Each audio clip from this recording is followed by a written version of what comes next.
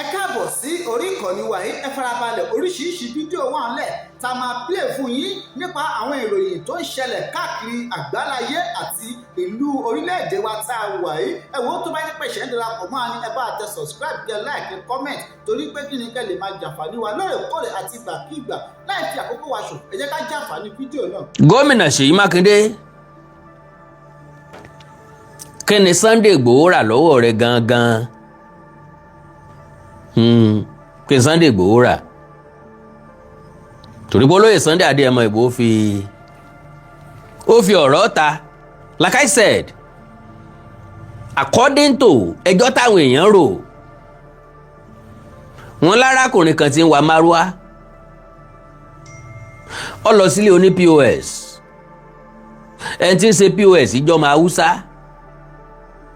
ó lòun ó gbowó, wọ́n fún lówó ní wọ́n wá discover wípé owó tó sẹ́ndì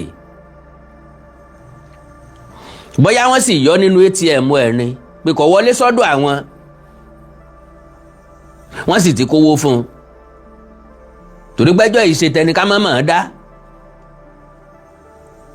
Majority wa là ní mọ̀dí ọ̀rọ̀ táfi mọ́ dáwọn èèyàn lẹ́bi lórí eléyìí tó ṣẹlẹ̀ yìí. Onílé ní lọ́wọ́ àlejò di ẹrù, bádájọ́ ayé bá da tí ọ̀mọ́ dá. Ẹ má gbàgbé adájọ́ ọ̀run, ọba tó rínú ròde ẹ tó rọ́kàn ẹ̀dá, ọba tí ò ní da kókù síbì kan. Adákẹ́dájọ́, adájọ́ dákẹ́. Ọlọ́run ọba mi tí ń wo gbogbo aṣebi, ń wo gbogbo ẹni tí ń ṣe rere.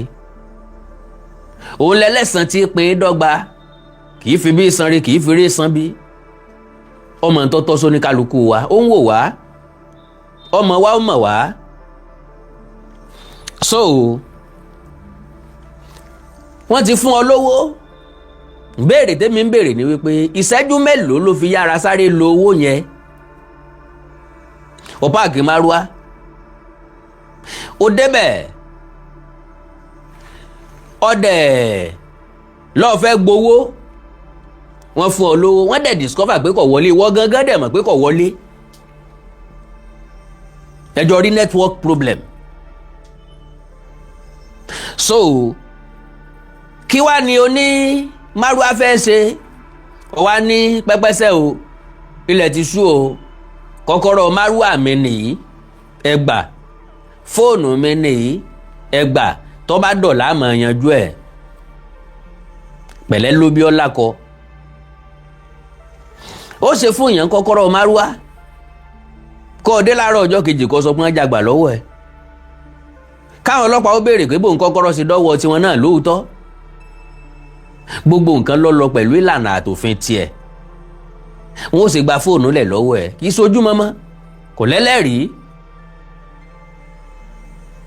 Àlàyé ọ̀rọ̀ ti gbọ́dọ̀ kọ́kọ́ síwájú, because ìwọ ìbéèrè tèmi ni pé ìṣẹ́jú mélòó wọ́n fún lówó, kí lọ sáré fowó ọ̀hún ṣe ń bẹ̀?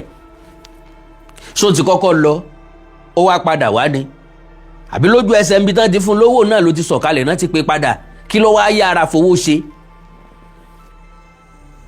Because to the best of my understanding, onímárúwá tí ìbá ṣe pa mú jìbìtì mọ́, to the best of my understanding, ó ti ń ṣiṣẹ́ látàárọ̀ dálẹ́hùn.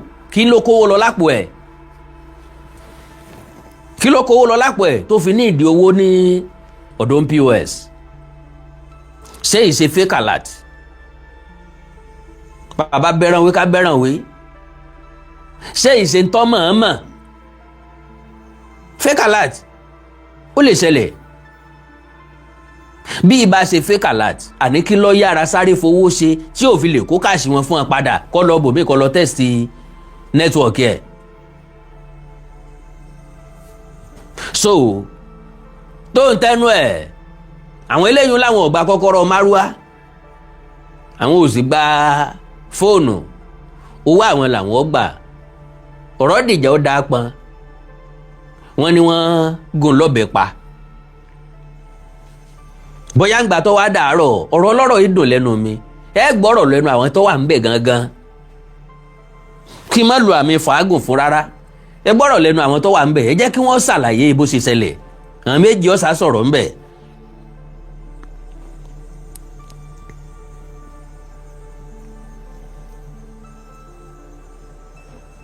orúkọ mi ni Prince Kure Olisa. ẹjọ́ kí nìkan tó fa ìjà.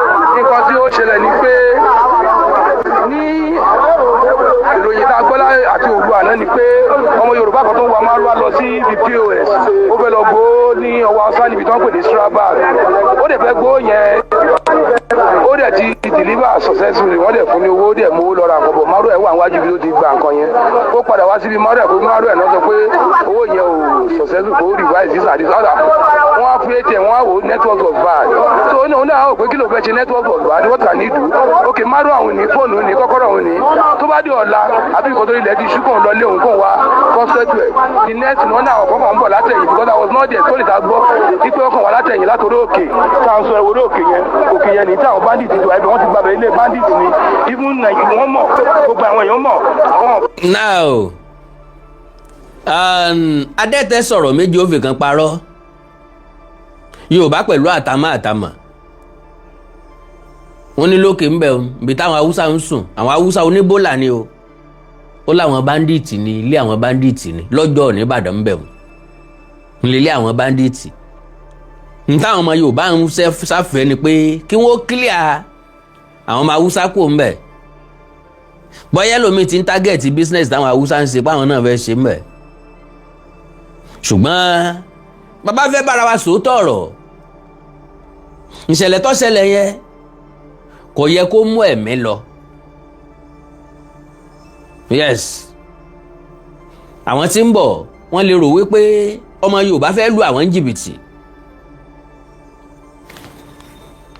ọlọ́pàá lágbára wọn fún àwọn ọlọ́pàá lágbára wọn fún ọlọ́pàá lágbára láti kó débẹ̀ torí pé àwọn olówó Haúsá àwọn tó ń wa kùsà tó ń ṣe gbẹ tó wà ní Strabag bí wọ́n máa ń fi owó dí wọ́n máa ń lo agbára wọn wọ́n máa ń parọ́ mọ́lọ́pàá tọ́lọ́pàá bá kọ̀wé mọ́ wọ́n máa parọ́ mọ́lọ́pàá àwọn ọjọ́ ọlọ́pàá ṣiṣẹ́ wọn bó ṣe kọ́ yẹ ṣiṣẹ́ wọ́n máa ń parọ́ mọ́lọ́pàá ni tó bá yẹ kẹ́tọ́ wọn ti parọ́ mọ́lọ́pàá ti transfer ẹ̀ lọ pẹ̀lú ìwà ìbànújẹ́ tó wà nù wọn nísìnyí ibẹ̀ náà ti send ó wá di ìgbà táwa àkọ́tà wa gbọ́ wa lọ gbà ẹjọ́ kí ló lè ṣẹlẹ̀ bí eléyìí ìnẹ́ẹ̀tì wọn kàn dàbọ̀ bolẹ̀ ni ṣùtì èèyàn bíi méjì mẹ́ta tó gbé bí wọ́n ti kúkú náà báyìí ó lájọ pé àwọn òfin mọ́ kán kí ìjọba bá wa bó ṣe ṣe mọ́bì kán wá ṣe bẹ̀ báyìí bó ṣe ṣe lọ́jọ́ tó ṣẹlẹ̀ ní mọ́bì ọjọ́ ẹ̀ náà ṣe kí Mákindé jọ kó gbéra kó wá ṣe bẹ̀ ẹ́ sì fún àìkú wàhálà òṣẹlẹ̀ kí Mákindé wá dá ibẹ̀ balẹ̀ àfẹ́lẹ́ ìkọ̀kọ̀ lọ́lọ́kẹ́ yẹn mọ́ kí Mákindé wá dáwẹ̀ bolẹ̀ lẹ́ẹ̀ni fún wa àwọn ọjọ́ àgbà o kó wá dáwẹ̀ bolẹ̀ fún wa kó wá dáwẹ̀ bolẹ̀ lẹ́ẹ̀ni.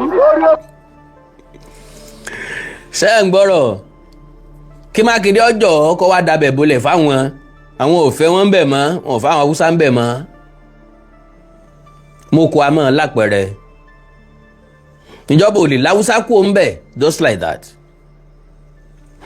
ọ̀rọ̀ yẹn ṣókùnkùn sáwọn èèyàn ó hàn sọ́lọ́run ọba but unfortunately Ọlọ́run ò ní la etí wa kó sọ fún wa Ọlọ́run sì ní sọ̀kalẹ̀ kó wá ṣàlàyé fún wa ntọ́hàn tó dájú òun ni wípé ọ̀rọ̀ yẹn ju bí wọ́n ṣe ń sọ yìí lọ torí kò sẹ́ni kankan ń bẹ̀ lálẹ́ àná kí ló ṣẹlẹ̀ ń bẹ̀ ẹni tó kú àtàwùsá tán gbowó lọ́wọ́ ẹ̀ ló lè ṣàlàyé irú ọ̀rọ̀ wo lẹ́nu yẹn bá wọn sọ ń bẹ̀ ok gẹ́gẹ́ bí àlàyé tẹ́rin ṣe because ìbéèrè tí mo béèrè síwájú ni pé how many minutes ló gbowó tán discover pé kò wọlé tó ti yá náwó tán mọ̀nú àlàyé ọkùnrin ni pé ó park síbẹ̀ ó cross the other side ó lọ ra nǹkan that is owó tó gbà ló fi lọ sáré ra nǹkan ńgbà tó dé náà sọ pé arákùnrin owó tó san o kò wọlé o kàn dẹ̀ fi ATM yẹ̀ wò ATM ló jẹ́ kán mọ̀ wípé nẹ́tíwọ̀kì ọ̀dà àmọ́ gbowó tán máa jáwó wa tí wọ́n ó sì dá padà sórí àkáǹtì but still kò tí ì yẹ kó mú ẹ̀mí lọ ó yẹ kí àlàyé àjọsọyépọ̀ ó lè wáyé láàrin wọn. àwọn wo ni wọ́n ń gbé orí òkè yẹn. àwọn ọ̀ṣẹ́ haúsá nìkan àwọn èdè oríṣi Niger oríṣiríṣi èdè ló wà ń bẹ̀ tí ò sí Yorùbá èdè tá a gbọ́ àwọn ló wà ń bẹ̀ wọ́n wá sọ bẹ̀ kalẹ̀ fún wa ní èní kó tó dago 5 kó wá ṣe bọ́n ṣe ṣe mọ́bì kíákíá ilé ogun níbẹ̀ ilé ogun ilé bandit nìyẹn. ogun mélòó wọn ti bá wọn jà tẹ́lẹ̀ láti bẹ̀ síwájú eléyìí ogun mélòó wọn ti jà ń bẹ̀ ta ló sọ fún ọ wípé ilé bandit ni pírọ́blẹ̀mù ran káàró òjìrè nìyẹn a máa ń mú àtàmọ́ mátàmọ́ ni Yorùbá sì ló kó ọ̀pápọ̀ mọ́yàwó òkú òre tẹ ìyàwó òre ṣọ́ọ̀ṣì ẹ tírìtì ọ̀rọ̀ wípé èèyàn gbowó lọ́wọ́ ATM o owó ọ̀wọ́lé o wọ́n sì ná pa ẹjá tírìtì eléyìn lọ́tọ̀ bẹ́ẹ̀ bá mọ̀ pé ilé bandit ní kílẹ̀ ń wò láti ẹjọ́ yìí tẹ́ẹ̀ ké gbàjarè fúnjọba tẹ́ẹ̀dẹ̀ báàkì ẹ̀ pẹ̀lú ẹ̀rí oríṣiríṣi àwọn èèyàn ló lè wà ń bẹ̀ Nìjẹ̀ wà ń bẹ̀ Haúsá wà ń bẹ̀ kìí ṣe Haúsá lásán èdè téèyàn ọ̀gbọ́rí ni ìwọ lọ gbọ́ èdè tí wọ́n ń sọ àwọn tó gbọ́ èdè tí wọ́n ń sọ ń interact pẹ̀lú wọn dọ́símì pọ́mọ Yorùbá ọ̀bá wọn ṣe ń bẹ̀ Sáúsá nìkan ni wọ́n ń bára wọn ṣe ni ta ní ń tajà fún wọn ń bẹ̀. IBK God bless you God bless you sir kí mi káàbọ̀ pẹ̀lú sticker wọ́n ló nírọ̀ lọmọkùnrin yẹn honestly èmi ò kí ń láì kẹ́yìn ọmọ múrọ́ mọ́ nǹkan ẹjá ṣàlàyé bí nǹkan bá ṣe rí ẹ ń bá jẹ̀bi ẹjá dẹ̀bi fún ẹ ń bá jàre ẹjá dáre fún àmẹ́ńtọ́ jẹ̀bi nu àmẹ́ńtọ́ jàre ṣùgbọ́n ni ọ̀rọ̀ tẹ́ni ń sọ yìí ó lóòótọ́ díẹ̀ onírọ́ díẹ̀ tòrá tó ń gbọ́rọ̀ lẹ́nu ẹlòmíì náà. The largest city in West Africa tó gba gbogbo èèyàn láti ṣe business ẹ̀ kó má ba ìbọ̀dọ̀ jẹ́ fún wa kó má ṣe. The largest city in West Africa tó gba gbogbo èèyàn láti ṣe business ẹ̀ ẹ̀yin tẹ́ ẹjọ́ ọmọ Ìbàdàn nìyí ìwọ tó ọjọ́ ọmọ Ìbàdàn rèé ṣé wọ́n gangan ṣe business ńbẹ̀ sọ̀sọ̀ sí ìdí ńbẹ̀ ó gba gbogbo èèyàn láti ṣe business largest city in West Africa ṣé gbogbo ẹni ó wà ń Ìbàdàn nísìnyí torí pé ó jẹ́ largest city of West Africa ńlórí ṣe ńló lówó lọ́wọ́ ńló ṣòwò tó bóde pàdé kò sílùú tí ò ti sí onígbìyànjú kò sílùú tí ọ̀sọ́ ọmọ Yorùbá kò sílùú tí ọ̀sọ́ ọmọ Haúsá ọ̀sẹ̀sẹ̀ máa bá wa gbé káwọn tí ń gbé sùmọ̀mí ó tó dé láwùsá ti wà láàrin wa nínú ẹ̀yà tó lóòótọ́ jù Haúsá jẹ́ kan ń bẹ o nínú ẹ̀yà tó dùn ún bára jà Haúsá jẹ́ kan ń bẹ o ẹ̀yà tí ò kì ń bínú bẹ́ẹ̀ bá nájà Haúsá jẹ́ kan ń bẹ àwa Yorùbá yìí ń tara wá gbà ọmọ níwọ̀nba ara wọ gbàgbàkúgbà mọ́ bá nájà wájú yín ní ìṣẹ́ ti pé ẹ wá gbé bóyá èmi gan rírà bẹ́ẹ̀ lọ́jà ẹnẹ ọjà ní any amount lórí Haúsá wàláyé e no good like that wàláyé e no good like that wàláyé ọ̀gá help me put something tẹ̀rítọ̀ yàyà wọn ò tún fi mọ́ máa ná ọ̀gá e no go like that e no go like that e no go like that e no go like that okay bring kinní kan so eléyìí tó ṣẹlẹ̀ yìí kàndá ń bẹ́nu rẹ̀ sì káàkiri. inú bí àwọn Ìbàdàn lọ́wọ́ inú bí àwọn ọ̀jọ́ lọ́wọ́ wọn rí pé inú ń bí àwọn Ìbàdàn lọ́wọ́ inú ń bí àwọn ọ̀jọ́ lọ́wọ́ kí ni ń bí àwọn ọmọ Ìbàdàn nú. ikú arákùnrin yẹn dùn anybody everybody gbọ́dọ̀ máa yàgò fún tán pè ní wàhálà kí ló yẹ kó jẹ́ solution fún ẹni tó sẹ́ndì owó tó wọ̀ wọlé sẹ́jọ́ rẹ̀ lówó òfin wọlé no ẹjọ́ network ni àti weather torí pé àwọn network tá ń lò ní Nàìjíríà ọlọ́ọ̀ni ọgbà àyàn ń bẹ̀ báǹkì míì bọ́ bá fẹ́ ra nǹkan ATM ò ní ṣiṣẹ́ bó transfer kò ní lọ ó lè jó didi wákàtí 3 lójúmọ́ ó lè jó didi wákàtí 4 lójúmọ́ ó lè jó didi wákàtí 5 lójúmọ́ IBK God bless you sir God bless you sir thanks so much sir.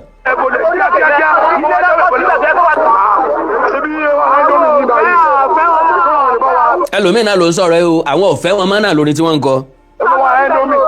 agbóhùn ṣe lára àti àwọn Haúsá ìyá agbóhùn ṣiṣẹ́ lẹ́wọ̀n ó wá pe ẹ̀gbọ́n ẹ̀ ìpè ní kọ́ni wọ́n pe ní àwọn ọ̀gbẹ́ ìgbọ́ ọmọ ọjà ẹ̀gbọ́n ẹ̀ ló wá sí bí tó bá gbó tí ó ṣẹlẹ̀ bí ẹ̀dẹ̀ mú ẹ̀gbọ́n ẹ̀dẹ̀ lọ́ta síbẹ̀ ẹ̀gbọ́n kó bá ń dómìnà wọ̀ yín ẹ̀dẹ̀ pa.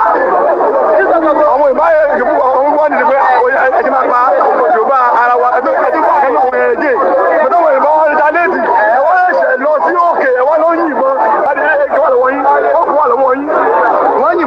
wọ́n yìnbọn láti inú ẹ̀wọ̀n wọn nìyẹn ẹbí jẹ̀bẹ̀ àwọn yìnbọn àdìbẹ̀ yẹn ó mú kan nínú àwọn ìbọn wa ní fún wọn náà ń bẹ̀ látọ̀ sí dàbáyé tí wọ́n gbé lọ wọ́n yìnbọn kan lójú.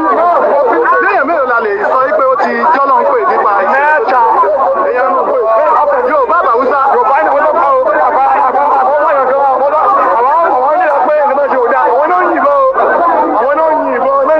náà ní kẹ́sì yìí àwọn ọmọ Yorùbá tó kọ́kọ́ lọ síbẹ̀ àwọn ọmọ Yorùbá tó tiẹ̀ lọ́bẹ̀ wọn ò lọ́bẹ̀ tìjàtìjà wọn ò mú kankan ìjà kankan dání pòsíṣàn yẹn fẹ́ fún àwọn Haúsá yẹn torí pókè ni wọ́n wà ẹ mọ ibi tíṣẹ̀lẹ̀ yẹn ti ṣẹlẹ̀ tẹ́ bá ń lọ sọ́yọ́ láti Ìwó road tẹ́ ẹ dọ́jọ́ bíríìjì kan bẹ́ẹ̀ bẹ́ẹ̀ tẹ́ ẹ bá ti ré bíríìjì yẹn kọjá sódì kejì ó ní ìṣẹ̀lẹ̀ yẹn ti ṣẹlẹ̀ òkè kan báyìí tẹ́ máa yà lọ́wọ́ tó pọ̀ náà múlùdùn lọ tó jẹ́ pé sàlẹ̀ lẹ́gbà lọ sí Ọ̀yọ́ ibi tẹ́ bá ti kọjá bíríìjì yẹn sísàlẹ̀ díẹ̀ náà ni tẹ́ bá ti kọjá bíríìjì yẹn sísàlẹ̀ díẹ̀ àwọn ilé pákó wọn kọ́ síbẹ̀ tán ti ń ṣe bólà wọn orí òkè yẹn ló fẹ́ fún àwọn Haúsá yẹn níbẹ̀ làwọn yẹn ti ń yìnbọn fún wọn according to tí wọ́n sọ o tó rán léèyàn bíi 3 ló ti gbẹ́mìí mẹ́ ẹnìkan tí bọ́ńbà ẹ gbọ́rọ̀ lẹ́nu tiẹ̀ náà ó ní bọ́ńbà ń wọ́n ń bọ̀. ní tí wọ́n ń sọ nípa àwọn òfẹ́ wọn bẹ̀ mọ́ ọ̀rọ̀ ẹnìkan ṣe máa di tá a fi lé gbogbo èèyàn kú o ẹ má bínú o ẹ má bínú o èmi náà jẹ́ ẹni tí mo ń jà lórí ẹ̀yà mi o ṣùgbọ́n ọ̀rọ̀ ẹnìkan ṣe máa wá di tí a fi lé gbogbo èèyàn kúrò ládùúgbò because iṣẹ́ tó ń ṣe ọmọ Yorùbá ò ṣe iṣẹ́ tó dọ̀tí tó le là á gbé fáwọn Haúsá lọ́dọ̀ wa bẹ́ẹ̀ bá fẹ́ gbẹ́ kànga ọmọ Yorùbá ó ṣe bí ẹni pé wọn mọ̀ kànga gbẹ́ bẹ́ẹ̀ bá fẹ́ gbẹ́ sọ́kàwé ọmọ Yorùbá ó ṣe bí ẹni pé wọn mọ̀ gbẹ́ wọn á ní ẹ lọ káwọn Haúsá ẹ fẹ́ gbẹ́ gọ́tà wọn á ní ẹ lọ káwọn Haúsá ẹ fẹ́ wó nǹkan wọn á ní ẹ lọ káwọn Haúsá wá àwọn Haúsá yẹn náà ti wá ń charge dáadáa báyìí wọn ti mọ bọ́n ṣe ń béèrè owó lọ́wọ́ èèyàn torí ẹ pẹ́ ẹrù pọ́n gọ̀ tẹ́lẹ̀ iṣẹ́ tó yẹ kọ́ ọmọ Yorùbá ó ṣe á fi ilẹ̀ fẹ́ yà mí ngbà tán bá wá rówó ń bẹ̀ látò mọ̀ pé iṣẹ́ gidi náà ń ṣe àwọn ò fẹ́ iṣẹ́ tó le mọ́ a dẹ̀ fẹ́ náwó tó le Ọlọ́run ràn yín lọ́wọ́.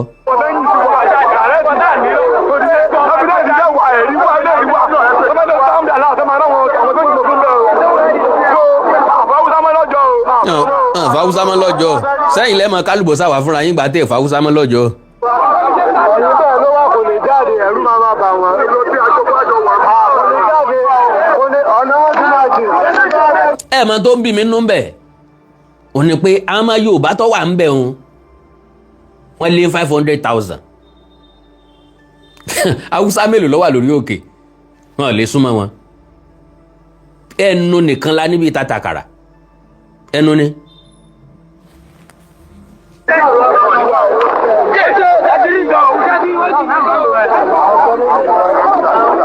ẹ tún rí wọn gbúrò ìbọn ẹ ṣáà ti rí o ìbọn tún nìyẹn o àwọn ọlọ́pàá àbáwọn sọ́jà sì ló yìnbọn ti eléyìí o.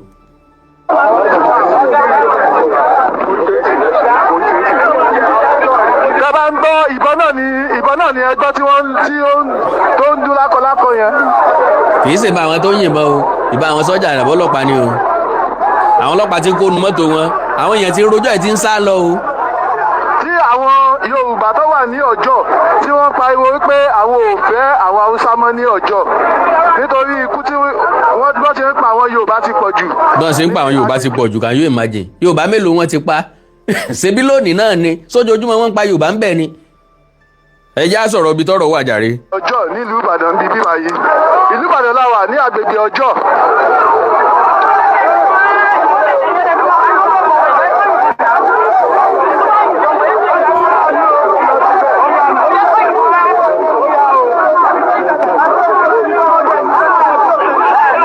àwọn sọ́jà wà ń bẹ̀ operation burst wà ń bẹ̀ oríṣiríṣi àwọn security agencies ló wà ń bẹ̀.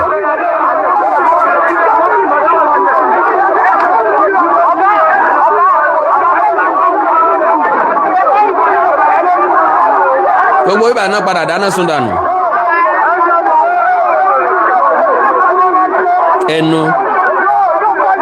ẹnu pa Yorùbá kú.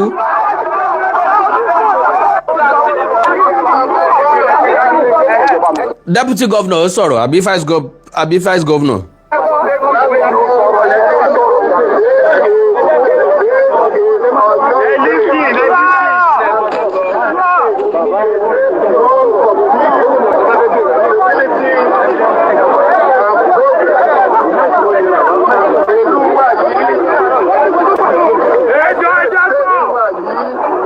ariwo lè jẹ́ ẹgbọ́n nǹkan tí deputy governor sọ ntí deputy governor sọ ni wípé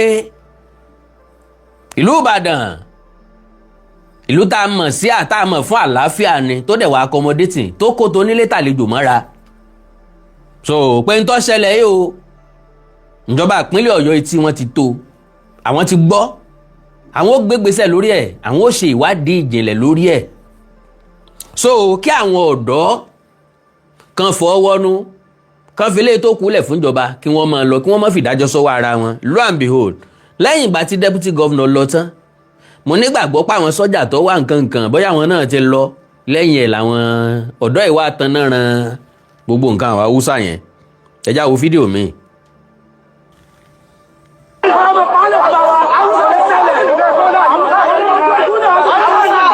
o lè máa pa wá lẹ bàbá wa ẹ já gbọ́rọ̀ lẹ́nu ọkùnrin.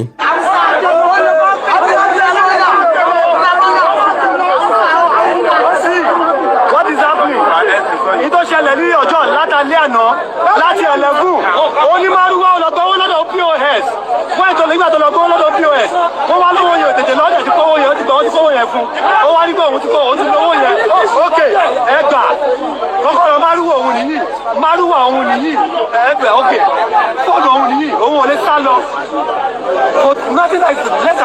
ńgbà tí ì ṣe pé ibẹ̀ làwọn haúsá yẹn fẹ́ sùn tí wọ́n tán fẹ́ máa sọ márúwá àbí wọ́n gbé márúwá yìí lọ lé ni kò sandwell náà ó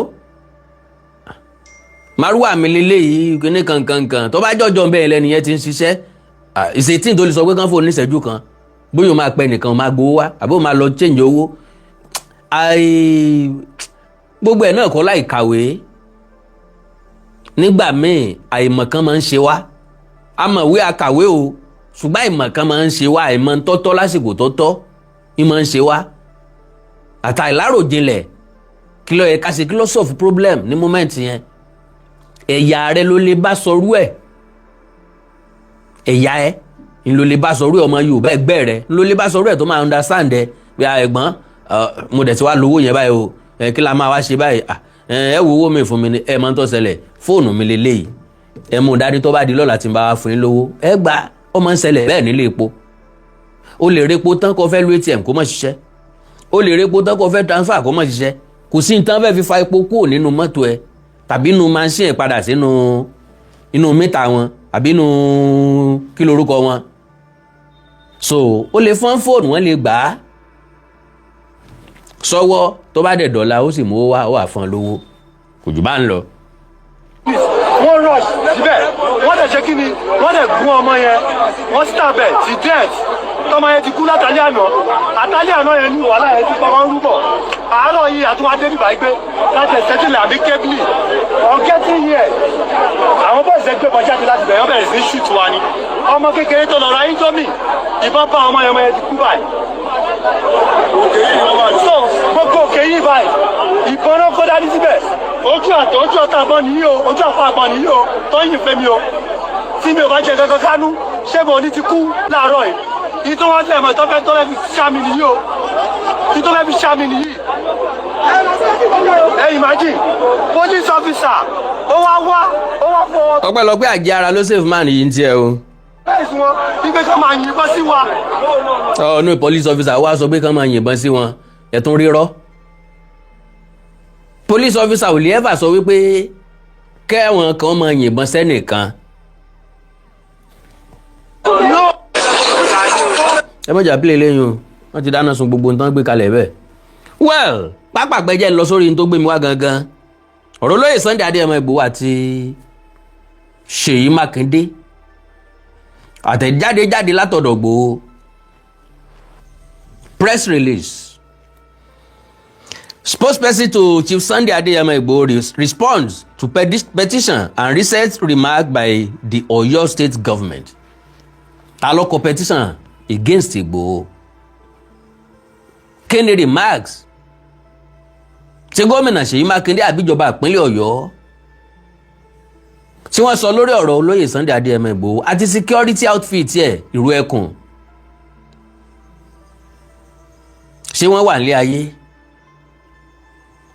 Ńgbà táwọn èèyàn tó wà lókè ọ̀yá ń dìfẹ́ǹdì àwọn onísùnmọ̀mí tí ń jáde lábẹ́ wọn ń sùnmọ̀mí tí ń ṣe wọ́n lọ́sẹ̀ wọ́n tún ń jáde wọ́n tún ń dìfẹ́ǹdì wọn including àwọn former governor nǹkan olóṣèlú ńláńlá. Kí ni ṣe Mr. Ṣèyí Mákindé? All right, our attention. Respond.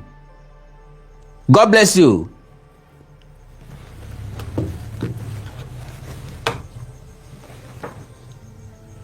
Respond to petition and recent remarks by the Oyo State government. Our attention. has been drawn to a petition reportedly written by the chairman of the Miyetti Allah Cattle Breeder Association of Nigeria, MACBAN, Oyo State Chapter, Alhaji Ibrahim Abubakar Jiji, as well as the recent public remarks credited to the Executive Governor of Oyo State, His Excellency Engineer Seyi Makinde, concerning private security organizations operating within the state. Ṣẹ́gbọ́, àwọn Miyetti Allah wọ́n complain wípé Ìgbòho threat ni fúnlé ayé àwọn nígbà tí wọn ò ní tó dáa láti ṣe tán ní èrò rere lọ́kàn sọmọ káàárọ̀ òjíire, torí pé Sunday Ìgbòho kò ní nǹkan kan mú, kò ní nǹkan kan ṣe, kò ní nǹkan kan fà pẹ̀lú Fúlàní tí ń gbé láàrin ìlú, àwọn tí ń bẹnu igbó tí wọ́n ń dún màwúrú tí wọ́n ń jẹ́ àwọn èèyàn gbé béèrè ransom tí wọ́n fi kú oró pa àwọn èèyàn. Ní Ìgbòho ní kí wọ́n jáde kúrò nínú igbó bàbá òun. Bó ló ṣe wá jẹ́ threat sí wọn? Ó yẹ kí Ṣèyí Mákindé ó support ẹni àbí ó yẹ kó tó máa make a unnecessary comment? As the official spokesperson to Dr. Chief Sunday Igboho, I find it necessary to set the record straight and reassure the people of Yoruba land and the general public. First, we categorically reject the allegations contained in the petition suggesting that Chief Sunday Adeyemo Igboho threatened the Fulani community in Igbo Kingdom. Ṣé kí Igboho ọmọ fọwọ́ ra wọn lórí ni àbí kó máa kíìsì wọn àbí kó máa họ́ọ̀gì wọn pé wọ́n ṣe dáadáa, wípé wọ́n jiyàn gbé, wọ́n jẹ́ aláboyún gbé, wọ́n béèrè 300 million naira, wọ́n negotiate sí 150 million naira. Ilé dáwó jọ, wọ́n gbálé gbàtà, wọ́n kówó jọ, wọ́n gbé fún èèyàn kórè gbé fún wọn. Ẹni ó gbówó wá dé ẹ̀pá, aláboyún ta torí ẹ̀dáwó ẹ̀pá. So nílùú Sunday Igboho tó bá débẹ̀ kó fáwọn Fúlàní tí bẹ́ẹ̀ ní à ń ṣe ìkàbí, well done, kudos to you, you are done well. Bí àṣà aláṣà ó sì ní àwọn tó kù tí wọ́n jí gbé ẹ release wọn, kì í ṣe ṣeréṣeré o. Bí bẹ́ẹ̀ bá kọ́ ẹ kò nínú gbó bàbá wa ṣìfínrìn, kì í sáà síbẹ̀ wọ́n rí bí wọ́n mọ́, wọ́n kì í sáà sọmọ Ìgbòho. All right. Igboho threatened the Fulani community in Igbo Kingdom. These allegations are false, misleading, and do not accurately reflect what transpired. Téèyàn kan bá gbarú petition bẹ́ẹ̀ gbọ́, ìyẹn túmọ̀ sí pé ọ̀tá àlàáfíà ọ̀tá àràn Yorùbá ńlẹ̀ ń tọ́ kọ́ àtẹ̀ntọ́ gbàgbọ́. At no point has Chief Sunday Adeyemo Igboho declared war against any ethnic group or law-abiding resident of Oyo State. Bí ọba sì ń tó ṣe ẹ̀ṣẹ̀ kì í dédé ṣẹ́. Ọjọ́ wo ni Sunday Igboho ti lọ Igboho jẹ́jẹ́ ló jókòó sílẹ̀ Ìbàdàn. Ìṣẹ̀lẹ̀ tó ṣẹlẹ̀ ń Igboho ló mú wọn ránṣẹ́ pé ọ̀ ń jà fún lu onílùú o, ìlú rẹ̀ gangan fẹ́ da horo o. Òun pé ká má jiyàn gbé ń Kwara, ká má jiyàn gbé wọ́n ti wá jiyàn gbé nù ìlú tiẹ̀ gangan. Àwò pa tó sà wà gbára tó sà. Ọ̀tẹ̀kọ̀ létí ọmọ náà bẹ̀ pọ̀n gẹ́gẹ́ bí ọmọ ọkọ.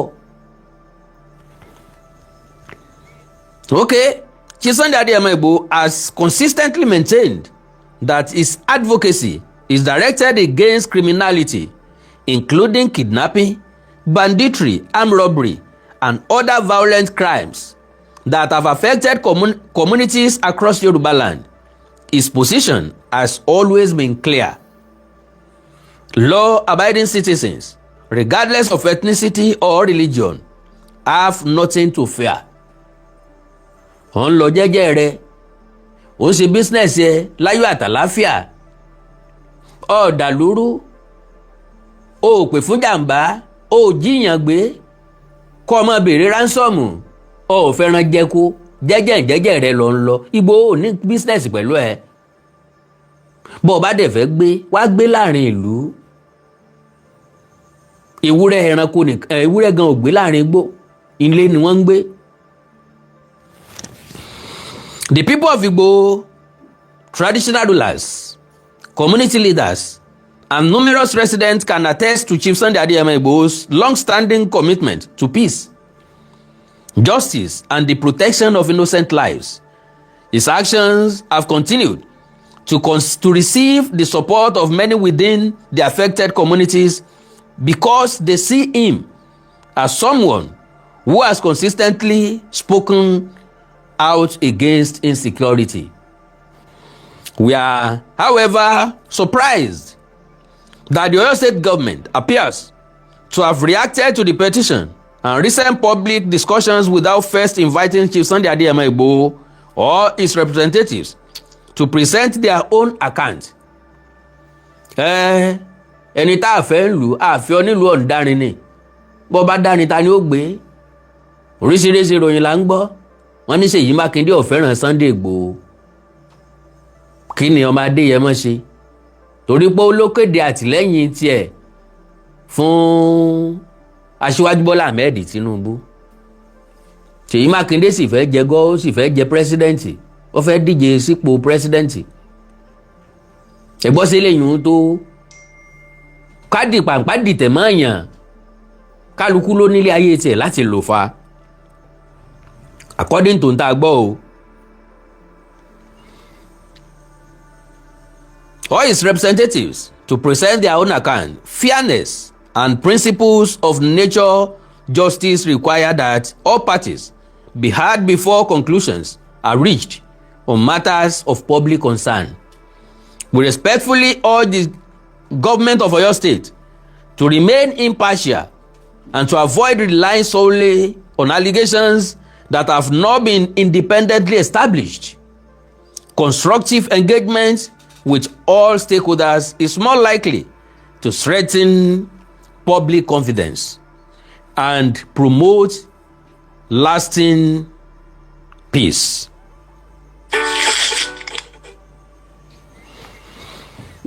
Regarding the governor's statement that all community security groups must operate within the framework of the law, we wish to state that Chief Sunday Adeyemo Igboho has always emphasized respect for lawful authority.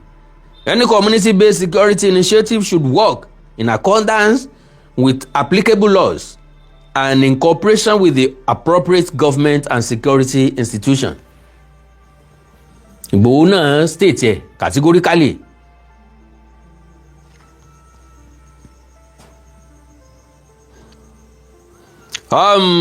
Mr. Adeolu Sanya, God bless you, sir, mi ní wáyìntì. Mr. Tunde Okoli, God bless you, sir, mi ò ní wáyìntì. Ẹni rí ń gbé sọnù bí ó ṣe bí ọmọ. IBK, God bless you, sir. Thanks so much, sir. So, our collective objective should be the protection of lives and properties. Bódẹ̀ ṣe kó rí náà lóòótọ́, ntọ́ yẹ ọjà kọ́ mọ̀ náà wá nu. Ntẹ́mi ò rí, tẹ́mi ò mọ̀ lọ́rọ̀ Ṣèyí Mákindé ni pé a kì í ran ni lẹ́rù ká tún pọ̀rùn wọ ni. Ẹni ó wá jẹ sàárà ọlọ́jọ́ wọnú. Wọn ò béèrè epo lọ́wọ́ rẹ̀, wọn ò béèrè iyọ̀. Kí n ti nira tiẹ̀? Gbogbo ẹnikẹ́ni tó bá ṣe tán láti ran èèyàn lẹ́rù lèèyàn máa ń fún láàyè láti ṣiṣẹ́.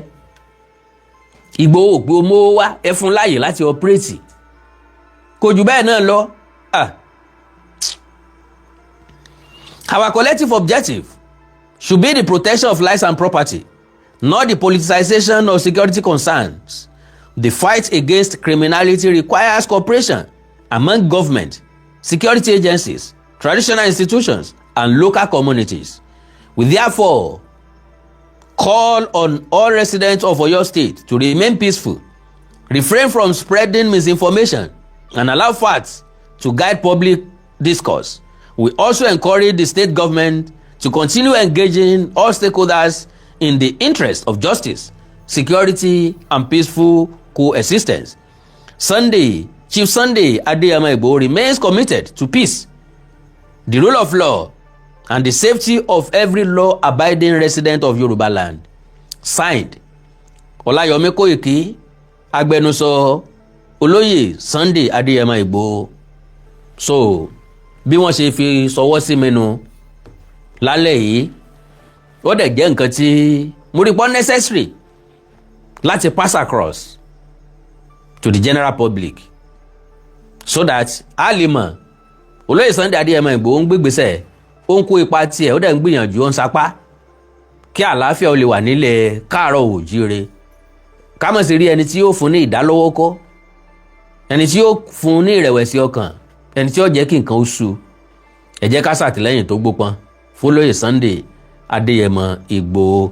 ọ̀rọ̀ ilé ìtọ́sẹ̀lẹ̀ nílùú Ìbàdàn n ò rò pọ́ yẹ ká fà á bí ẹni ó yẹ ká gbà bí ẹni gbàgbọ́ ọtí n ò rò pọ́ yẹ ká n ò wá mọ̀ bóyá mo rẹ́ni tí ó sọ̀rọ̀ tó fẹ́ sọ̀rọ̀ lórí ẹ̀ láàrin ìṣẹ́jú kan +234 915 147 9599 àti +234 904 851 9362 lórí petition tí wọ́n kọ bọ́lóyè Sunday Adéyẹmọ Ìgbòho magban Miyetti Allah àwọn yẹn wá ṣe take serious ni ló serious ń palẹ̀ ayé wọn bí wọ́n ṣe dàlúrú ló wà lọ́kàn ló wà lórí ẹ̀mí tiwọn ní nọ́mbà káàkiri magban kọ Makalele ni.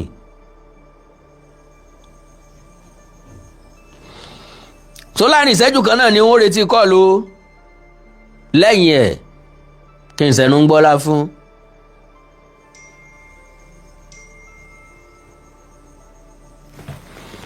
All right. Hello. Hello, sir. Ẹ kálẹ́ sà o. Ẹ kú ọ̀rọ̀ ìlú. Yes, sir. Ẹni tí lábẹ́ ẹni ti ṣe. Àmì o. Ẹni ọ̀rọ̀ ìpínlẹ̀ Ọ̀yọ́. Bẹ́ẹ̀ni. Bóyá ìṣèlú láti lé ìfòjọmọlúwàbí kankan rárá ní ti ìwúlẹ̀ ọmọ tẹ̀. Tó àtìkọ́ ìṣe ìgbà sábà tó dùn àtìkọ́ ìṣe yẹn máa fi ṣe yẹ amójúrò yẹn. Sábà tó gbé wọn, ó ní tó máa ìbàdàn Ọ̀yọ́ sì ti máa fẹ́ lọ́lá láàbíà. Àwọn méjèèjì náà jọ Ọ̀yọ́ sì sí wú. Kò ní ìkankan tó fẹ́ràn bọ̀ Ọ̀yọ́ sí, kò ní ìkankan lọ́pọ̀lọ́ gan tó fẹ́ràn bọ̀ Ọ̀yọ́ sí. Ìtọ́fẹ́ ṣe lọ́kàn rẹ̀ òní. Òun gẹ́gẹ́ ló ń bọ́ bẹ́ẹ̀ ṣe káwọn ọmọ yẹn. Ó kéde tó fẹ́ ṣe pẹ́sẹ̀ntì lónìí, wọ́n káwọn ọmọ ọjọ́ kejì. Ẹgbẹ́ ṣe bí tẹ́lẹ̀ àìṣe nínú yẹn. Gbogbo àwọn abúlé tó ti ṣe lẹ́yìn ọ̀sẹ̀ tó bá kúrò bẹ́ẹ̀ agbóni náà padà nílò gbèsè ayé ẹ̀sìn. Ìjọba ṣe jẹ́ ó dàrọ̀. Ó dàrọ̀ sà o.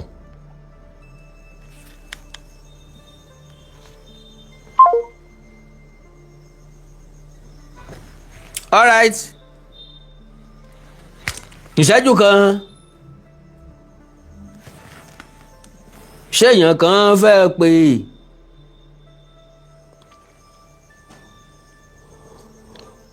Sàré èèyàn tó fẹ́ pè wá. Ṣé èèyàn kan fẹ́ pè é? Sàré èèyàn tó fẹ́ pè mí o. Àkàndá ara ìkòǹkò àjáwó ara ìkòǹkò àsọ̀rọ̀ lójú ọlọ́rọ̀. Àánú Olódùmarè ò ní fi ń sílẹ̀ o. Wàhálà àti ìdààmú ó kéré ó tóbi kò ní mọ̀nà lé wa. Kì í wù mí láti gbà á kó yín. A máa wù mí láti máa sọ̀rọ̀ lọ. Ṣùgbọ́n kì í wù mí láti gbà á kó yín. Torí mo mọ̀ pé a kò ọ̀bẹ nìkan kan sọ̀rí ara lágbára Ọlọ́run. Ọjọ́ mi látún láǹfààní àti tún pàdé. Títí ìgbà náà ẹ má jẹ́ mọ́ fàjàngbọ̀n o. Ikú ọ̀dọ́jú àrùn òdòṣù. Ìṣẹ́jú kan péré ló wà láàrin ikú sí ìyè. Wàhálà tá a mọwọ́ tá a mẹsẹ̀ ò ní di tiwa. Àdúrà ńlá ni ẹ sàmí o. Ẹni tí ọkàn wá ò ní kàn wọ́n. Ọmọ tó lọ ra Indomie bébí ọ̀gbá pa lásìkò tó pa tàbí pa ẹni tó rán ní Indomie lásìkò yẹn kò ní di subject of, kò ní jẹ́ victim. Bí wọn ò bá wá pa òun, ẹ̀gbọ́n rẹ̀ ò ní lọ béèrè ikú tó pa àbúrò kó wá ṣekú pa òun náà. Lónìí ẹjá ṣe jẹ́jẹ́ pẹ̀lú ọmọlàkejì. Gbogbo ọ̀rọ̀ tí ó dìjà ẹjá yanjú ẹ̀ǹtù bínú bí. Ẹjá gbà láfíà láàyè nínú ilé wa. Ẹ gbà láfíà láàyè lọ́ọ̀dẹ̀. Ẹ gbà láfíà láàyè láàrin àdúgbò. Inú ìlú tá ń gbé ẹjá gbà láfíà láàyè. Àláfíà dáa ju jàgídíjàgan lọ máa rántí ní gbogbo ìgbà. Àláfíà ní mú ọ̀rẹ́ àtìrẹ́pọ̀ wá. Inú ọ̀rẹ́ àtìrẹ́pọ̀ ńlájọṣepọ̀ tó dán mọ́rán tí máa ń jáde. Ńbẹ̀ sí ni tí máa ń ṣèyàn láǹfààní tí máa ń wá. Ọ̀rọ̀ náà rèé tí ẹ gbọ́ tẹ̀lé fojú ayé rí ẹ̀yin olólùfẹ́ wa ẹ̀yin náà rí pé ìròyìn tèmi ó gbẹnu tán kódà ó tún kọ sísọ tó bá jẹ́ pé ẹ ṣèkúkú darapọ̀ mọ́ wa lórí ìkànnì ni ẹ bá tẹ subscribe kẹ like kẹ comment kẹ dẹ̀ tún bá share kó káàkiri àgbáláyé àá tún máa pàdé ọ̀la nígbà míì nígbà tún ẹ̀yin olólùfẹ́ wa ó dàbọ̀.